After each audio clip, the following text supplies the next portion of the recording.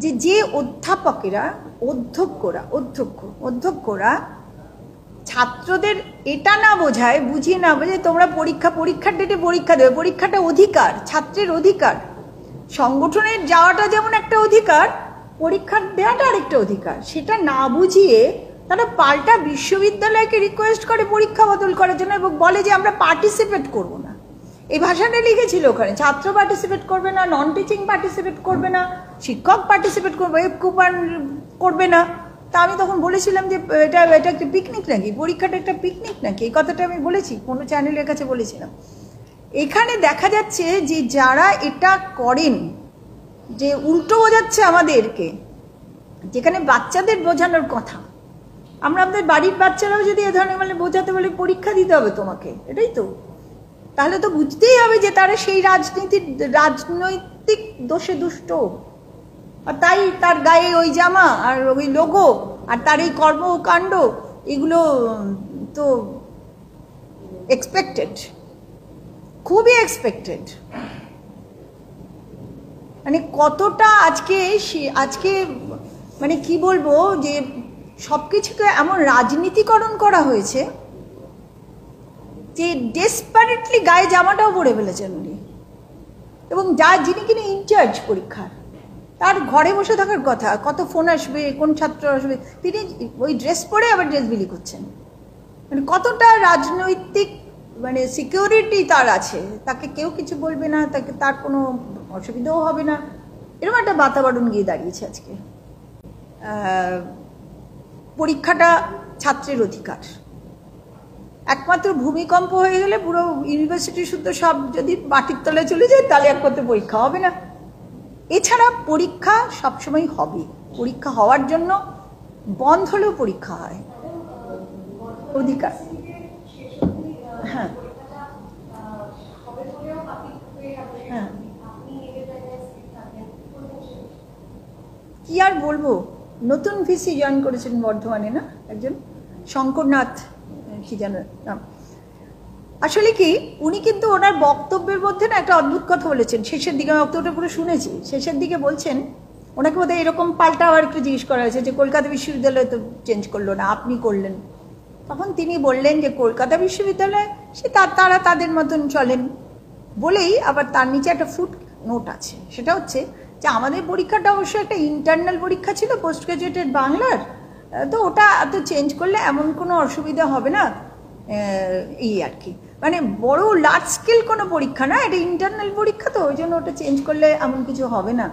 তো ওনাকে তো পাল্টা এটাও আমার প্রশ্ন যে চেঞ্জ করলে যখন কিছু হবে না, চেঞ্জ না করলেও তো কিছু হবে না, তো সেটা কেন করলেন না? আসলে সবার মধ্যেই একটা এই সরকারকে তুষ্ট রাখবো, কিছু পাওয়ার আশা, লোককে জয় করতে পারে না, তো সেখান থেকেই প্র্যাকটিস হয়ে গিয়েছে বিষয়টা। নাহলে নিজেই বলছে এটা একটা সিম্পল একটা ইন্টারনাল পরীক্ষা, সেটা না চেঞ্জ করলে এমন কিছু হবে না, আর চেঞ্জ না করলেও তাহলে এমন কিছু হবে না, তার সেটাতেই তো ঠিক করে থাকতে পারতেন। এটাই আর কি তার উদ্দেশ্যে আমার বক্তব্য আর কি। আর হ্যাঁ, আপনি বললেন যে একজন ছাত্র আপনাকে উদ্দেশ্য করে গালিগালাজ করেছে, আপনি কি চিন্তা না এটা করিনি, মানে ইন্ডিভিজুয়াল ভাবে দেখবো না এই জিনিসটাকে। ব্যাপারটা হচ্ছে এটা যদি আমার পাশের বাড়ির কোনো ছেলে আমাকে গালাগাল দিত না, আজে বাজে কথা বলতো, তাহলে আমি ওটাকে আমার একটা মানহানির মামলা করার কথা ভাবতাম। এখানে ছাত্র বিশ্ববিদ্যালয়ের গেটে দাঁড়িয়ে বিশ্ববিদ্যালয়ের ভাইস চ্যান্সেলরের চেয়ারকে অপমান করছে, বিশ্ববিদ্যালয়কে ভিসিকে অপমান করা মানে চেয়ারটাকে অপমান করছে, আবার শিক্ষকদের অপমান করছে। ভিসি তো শিক্ষক, আগে তো শিক্ষক, পরে তো ভিসি। সুতরাং আমি পুরো ভিডিও এবং একটা লেটার, টুইটারে একটা লেটার দেখেছিলাম বোধহয় সুকান্ত মজুমদার প্রতিমন্ত্রী, আমি রেজিস্ট্রারের কাছে জমা দিয়েছি, এবং দেখা যাক সিন্ডিকেটে বিষয়টাকে আমরা যদি নিয়ে যেতে পারি, দেখা যাক কী হয়।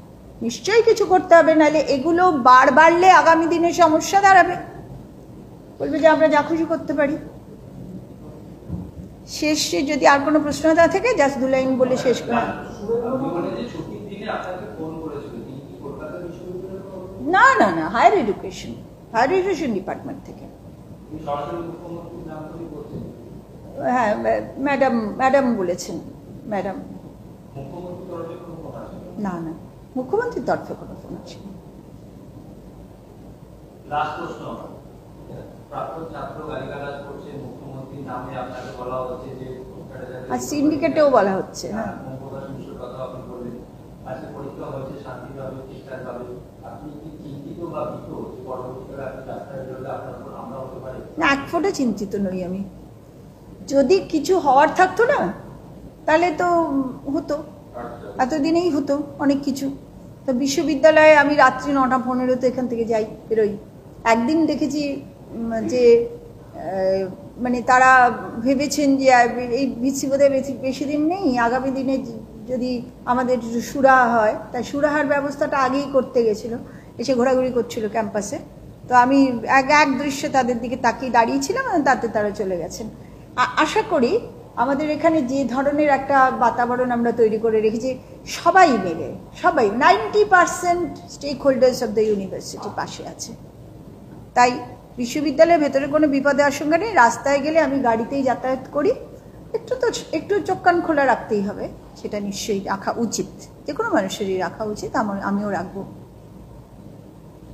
আচ্ছা, শেষ কথাটুকু একটু বলে দিই, সেটা হলো যে এটাকে খানিকটা দৃষ্টান্ত বলে অনেকে আমার কাছে বলছিলেন, যে এটা একটা দৃষ্টান্ত স্থাপন করেছেন। আর আমাদের আজকে এখানে একটা প্রোগ্রাম হচ্ছে, মিরাতুর নাহার এসেছিলেন, একটা দুটো বই প্রেজেন্ট করেছেন, আমাকে বলেছেন দৃষ্টান্ত স্থাপন করলেন আপনি, আমার তরফ থেকে বই, এবং আমি পাশে আছি, বয়স্ক মানুষ, উনি আমার মাথায় হাত দিয়ে কথাগুলো বলে গেলেন। আমি বলতে চাই, দৃষ্টান্ত মানে খুব দুর্ভাগ্য এটাই যে কলকাতা বিশ্ববিদ্যালয়ের ভাইস চ্যান্সেলর সিন্ডিকেট সেনেট করবেন, স্ট্যাটিউট অ্যাক্ট অর্ডিন্যান্স মেনে কাজ করবেন, যে যার অফিসাররা তাদের জায়গায় স্বাধীনভাবে কাজ করবেন। এটা আজকে দৃষ্টান্ত হয়ে দাঁড়াচ্ছে, এটা খুব দুর্ভাগ্যের বিষয়। তবে যদি দৃষ্টান্ত হয়, আগামী দিনে আমার যারা স্টেক হোল্ডার্সরা আছেন, যারা আরও অনেক বছর চাকরি করবেন বিশ্ববিদ্যালয়ে, তারাও তো আজকে যে কোনো জেতাই তো একটা মানুষকে একটু এগিয়ে দেয়, নিশ্চয়ই তাদেরকে এক ধাপ এগিয়ে দিয়েছে যে হ্যাঁ, আমরা ফাইট করব, আমরা অন্যায়গুলো সহজে মেনে নেব না।